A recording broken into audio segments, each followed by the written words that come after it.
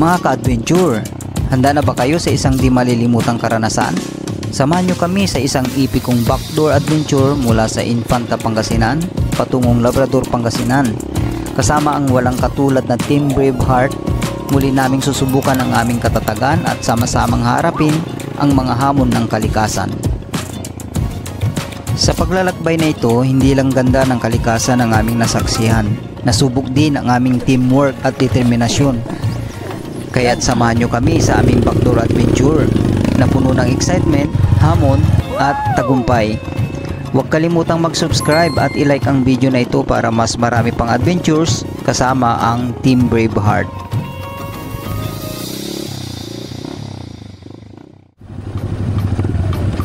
What's up mga ka-adventure? Nandito na tayo sa Infanta. Bali, galing kami ng Labrador, nasa 81 kilometers at almost 2 hours ang biyahe namin ni tatay. Dito tayo mag-uumpisa sa bayan ng Infanta at the same time meet up place namin dito sa 7-Eleven. At malayo pa lang nakita na namin si Bro Francie, sinalubong kami ng matamis na ngiti niya. Ayos oh. Kanina pa. Anong sasabihin? Good morning. Good morning everyone. Good morning, Infanta. Matutuloy na yung ano namin, yung backdoor namin from Infanta dito hanggang sa Labrador mga bro. Samahan nyo kami. Yan. Team Braveheart. Nagsama-sama ulit sa Anipersa. Nandun si Irpat, si Bro Senior, yon. Si Bro Francie Adventure, yan. Oh, what's up? Huwag niyong kakalimutang i-subscribe, mga bro. Junior TV, subscribe, like, Yan, share. magaganda, malupit yung mga content nila sa adventure. Samahan niyo kami mga bro dahil may enjoy natin yung rides natin ngayon kasi may kasama tayo. Unlike before na mag-isa lang tayo na bumiyahe mga bro. So ngayon mayroon tayong kasama. Siyempre iba yung kampante tayo sa ating biyahe mga bro. Yan. At bali, kumain muna kami ng pananghalian mga bro bago kami mag-proceed. At bumili na rin ng tinapay na all-time favorite, Pandikoko. Yan, para hindi kami gutumin sa biyahe.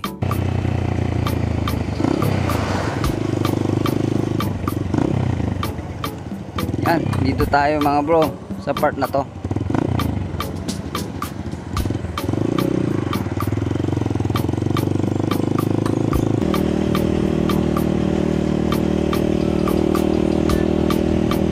Yan mga bro.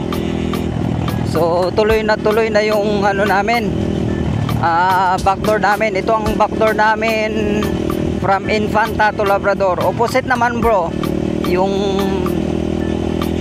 kung saan kami manggagaling. So, my first time na dito ako nanggaling sa Infanta mga bro. Yan. So tayo ang nagilid sa kanila. Umalis tayo ng around 11:30. Yan, 11:30 sakto. Yan, nasa Barangay Bamban na tayo mga bro.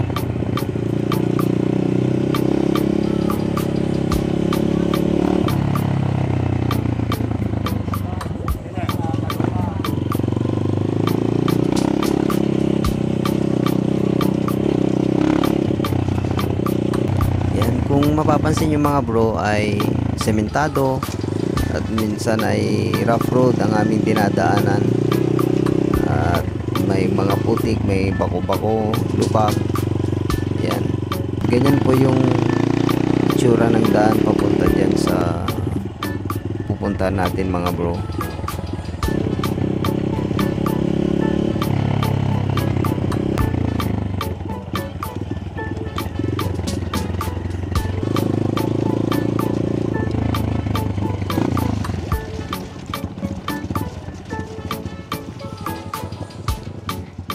Barangay Pita, Barangay Hall. Dito tayo.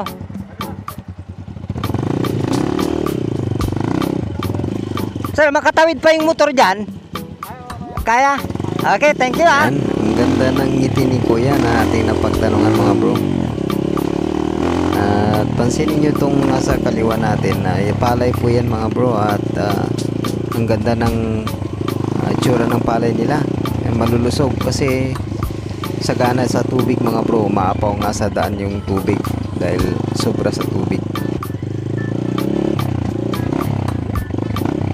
At bali ito yung unang river crossing sana mga bro, ngunit doon na lang kami dumaan sa hanging bridge kasi okay naman na doon kami dumaan, so ligtas kami dito. Gulong tatay. Buti sumapa doon sa sa kable. Sige. Oh.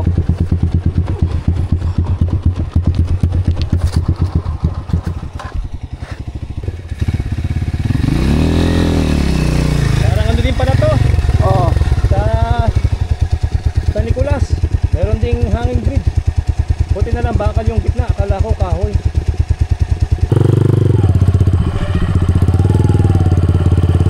First time kong dumaan sa ganitong tulay mga bro, kaya medyo kabado ako dito kasi nagsiswing yung yung hanging bridge, kaya na-out of yung balance mo, hindi mo ma-straight yan, pero naman, successful naman pagtawid.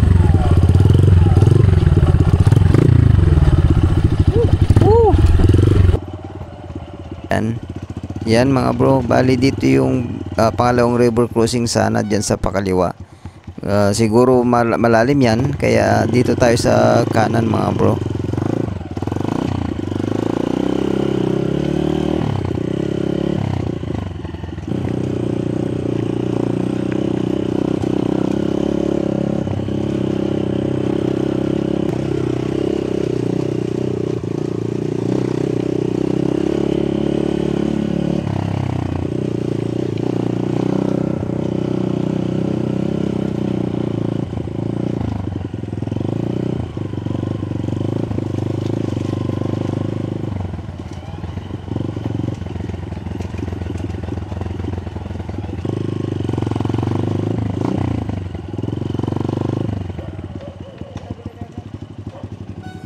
$7-Eleven. So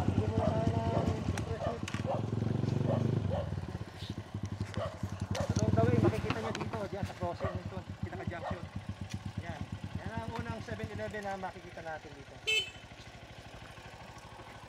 Nandito na tayo mga bro sa unang 7-Eleven dito sa Sitio Andoo. Yan. So tumigil lang saglit kami kasi nakaka-dehydrate masyado tong init ng panahon. Yan. Sana wag tayong abutan sa daan ng ulan. At shoutout din sa may-ari ng tindahan mga bro, kasi binigyan kami ng malamig na tubig at yan, napawi ang uhaw namin mga bro. Salamat.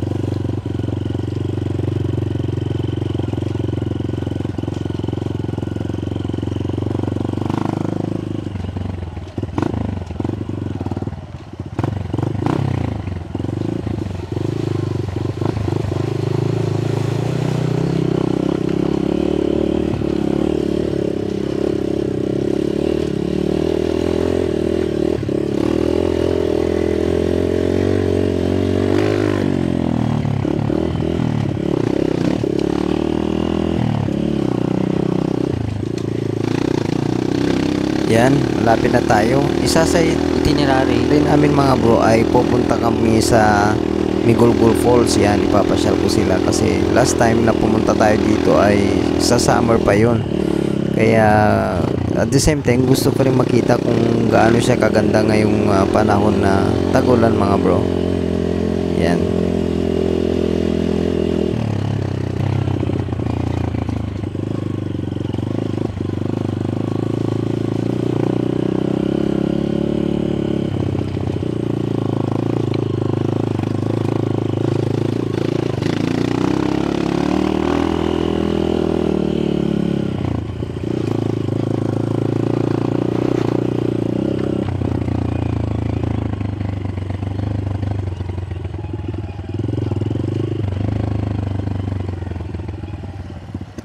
Dito na, parang dito na.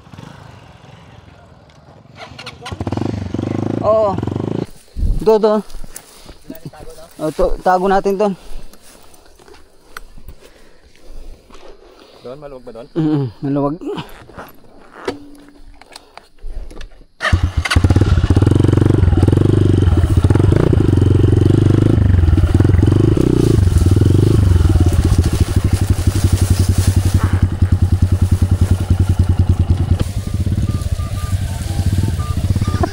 parang wala nang balikan.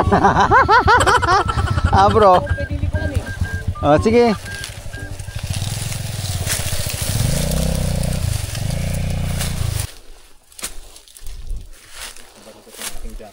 Ay!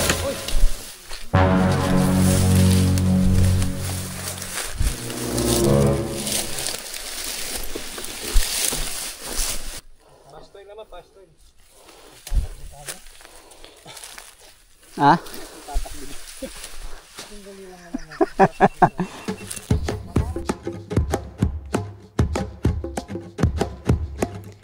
So maglalakad tayo mga bro.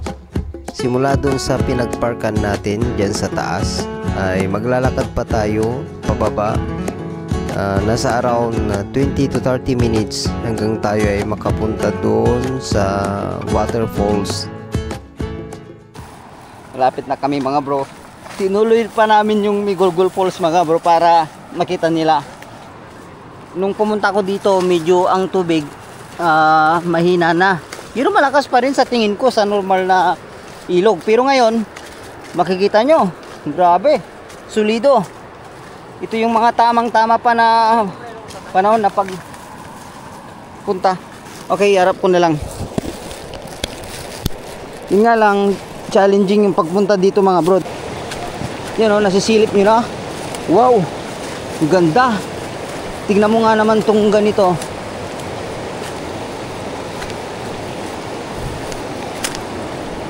Grabe.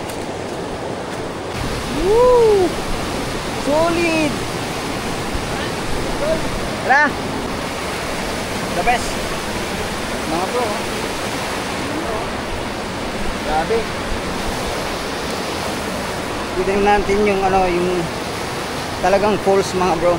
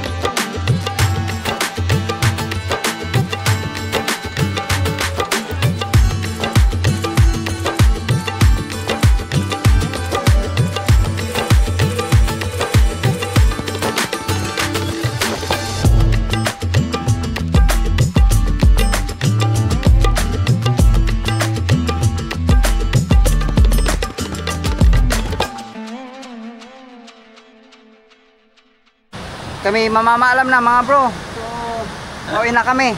At nakita na namin yung ganda ng Migulgul sa panahon ng tagulan.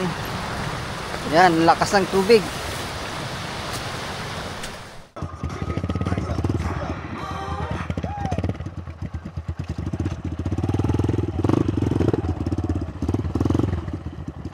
Tara, let's go. Yan, papunta na kami, pausad na kami mga bro. Bali galing kami dito sa may mataas na parte, yung pinagsisignalan ng mga lokal dito sa part ng Migulgul. Yan, papunta na tayo sa Villacorta.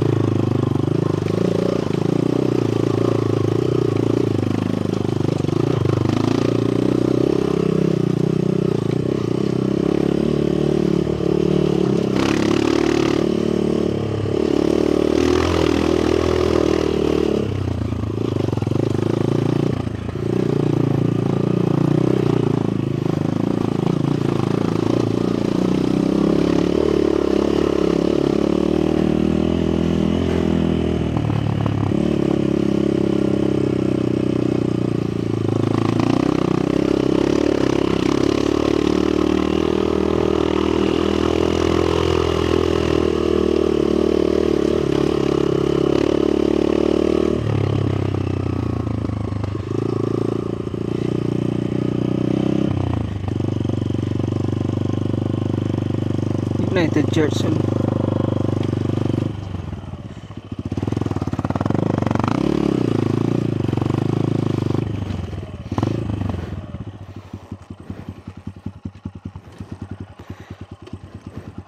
Ayan mga bro.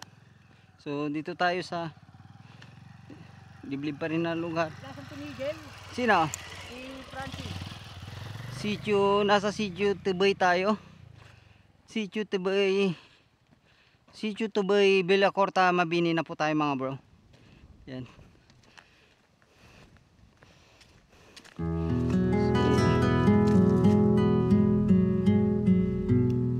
Yan. Nasa liblib na lugar mga bro yung church. Dirin nyo. Kahit liblib na lugar bro, mayroon pa ring simbahan no. Yeah. God is good. Hindi nagpapabaya si Lord. Medyo may abirya tayo mga bro, pero yan, tuloy pa rin. Woo!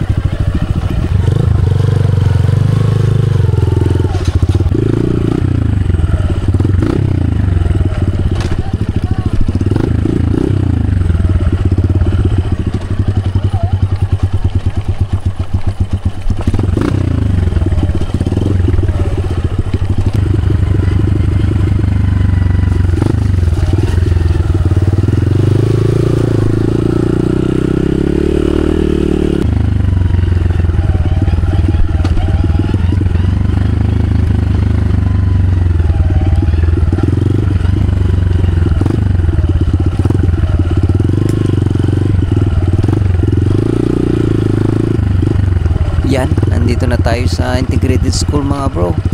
Sa wakas.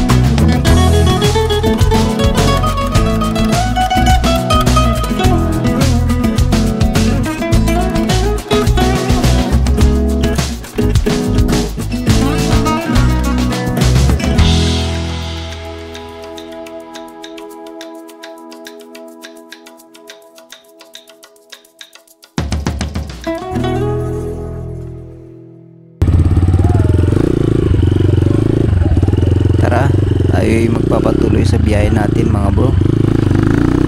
Bali padilim na oh.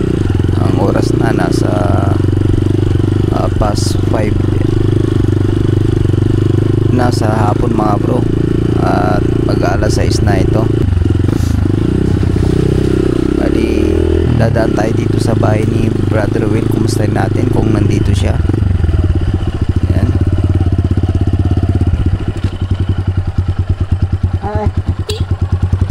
Si Bro Ruel ay nasa baba siya.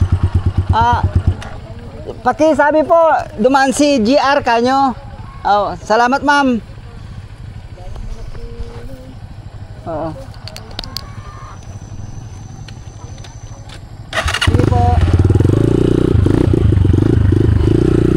Yan, dati mga bro, iginagawa pa lang yung bahay ni Bro Ruel. Ngayon mayroon na oh.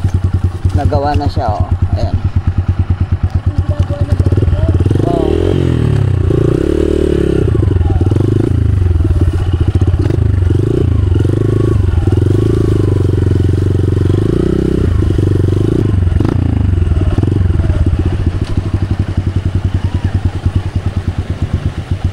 From Dalupang Integrated School, yan yung mga tatawidin natin mga bro na ilog, marami yan. Bali isa lang yung path ng ilog, pero maraming tawiran mga bro bago tayo makapanik dyan sa entrada ng pataas. Ito yung medyo mahaba eh. Pero pag ganun tayo. Okay.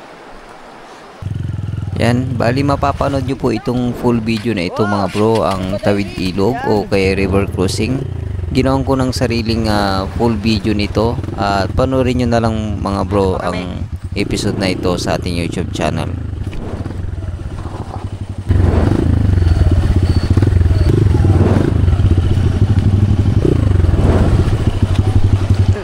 Tingnan nyo mga bro. Anong oras na? Gabing-gabi na, nandito pa kami. Yan, ito yung last na river crossing na aming tinawid mga bro. At kami na ay papanik dyan sa akyatan na yan. Napakatinding akyatan yan mga bro. Hirap yung aming mga motor. At the same time, mahirap din yung pagkataon na yan kasi madilim na kami na nagbebiyahe. At yan, isa pa kasama na yung gutom namin at pagod mga bro.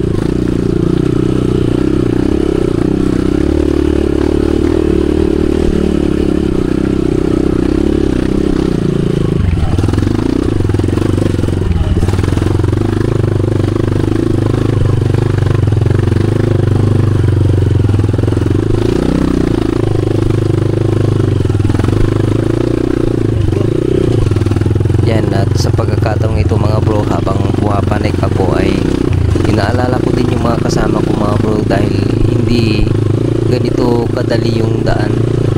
Hindi kagaya nung ako ay nag backdoor before, hindi ganito yung daan mga bro eh. At ito nasira gawa ng mga bagyong nagdumaan sa aming lugar mga bro. Kaya yo? Kaya yo? Kaya yo? Kaya yo? Sige. Ante, patundan din eh. Baka na makatumbok. At dito na naramdaman namin mga bro yung pagod talaga sa sitwasyong ito.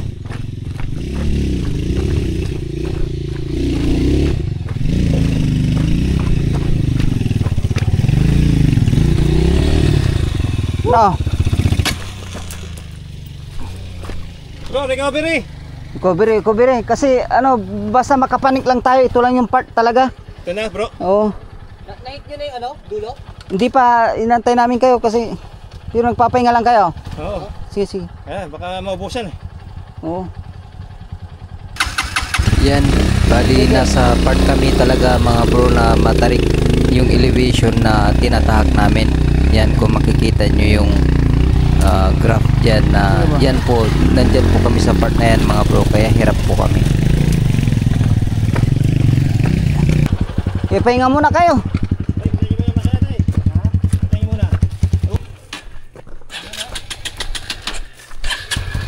Lakas ko na kayo sa graph.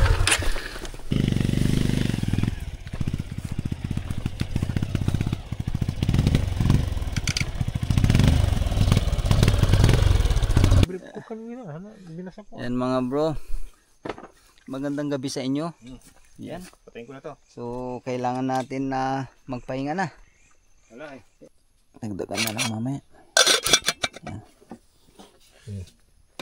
Yun.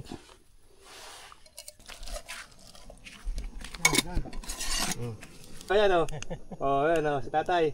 Ayan, meron truck dyan sa likod namin. Ayan, trail mismo to. Itong pinaglulutuan namin. Ayan. Good evening mga bro. Dito na kami tumuloy sa gitna ng daan oh. Hindi din. Kaya dito na rin kami papalipas ng gabi. Sa totoo lang, kulang kami, wala kaming dalang gamit ni tatay na pang namin shelter sa camping namin. Raw camping talaga to eh. Saka pati pagkain mga bro. Yan oh. Kaya shinare na lang kami sa mga pagkain nila. Yan. Gumawa tayo ng chopstick natin mga bro kasi wala tayong kutsara. Yan, so kailangan natin ng magremedyo. Ang sarap ng longganisa. Wow.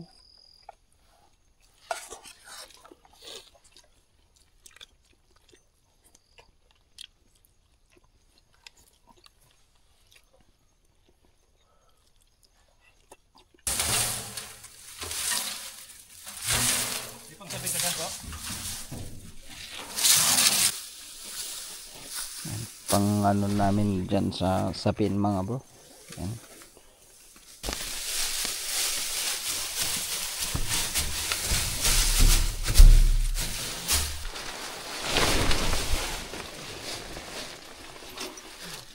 Ito.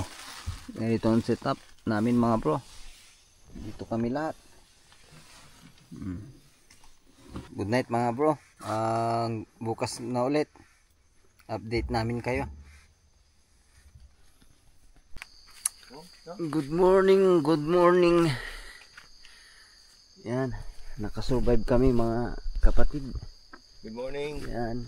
Yan, nandito kami ngayon sa Magic Truck. Oo. Dito kami natulog para kaming sardinas. Survive lang ang isang gabi mga bro. Yan, salamat dito sa naka-park na. Sasakyan. Kung sino man kayo ay nagpapasalamat. Kami ay safe. Dito yung lugar na makikita nyo. Dito kami namalagi. Yan. At dito rin kami sumilong sa sasakyan na ito mga bro para maging safety ang bawat isa. Yan. Diyan lang kami natulog. May canopy para sa likod namin. Yan. Sa kadahilanan mga bro na sa biyahe namin ito ay may nagkaroon ng mga aberya. Kagaya nitong service ni Bro Francie. Yan, nagka problema yung monoshock. Yan, lumusot yung guide, yung pinagka parang pinya dyan mga bro, lumusot. Kaya parang bumaba ito. Tingnan nyo, grabe yung pinagtiyagaan ni Brother Francie para may panik lang dito yung yung motor niya. At maging kay Bro Eugene. Yan. So ganito talaga, hindi maiwasan yung ganitong experience mga bro sa isang adventure na kagaya nito.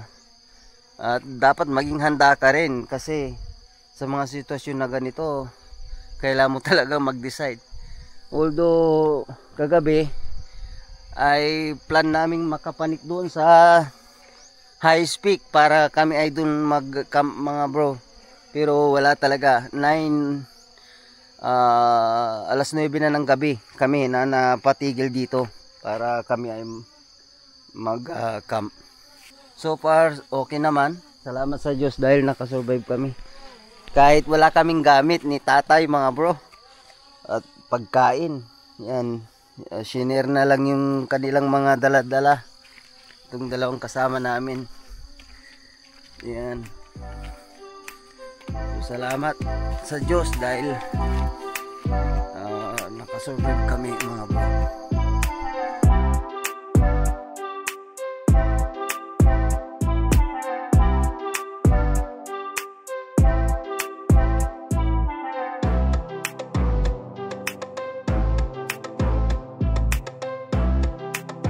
Ayan o, lagyan natin itlog o, ebon. Oh, kain tayo. Yan, sakto yan.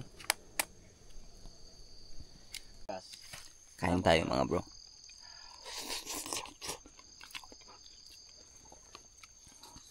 Kami mag-adventure kami ng misis mo. Yung dalawa lang. Magpapaalam na kami mga bro sa lugar na ito. Yan.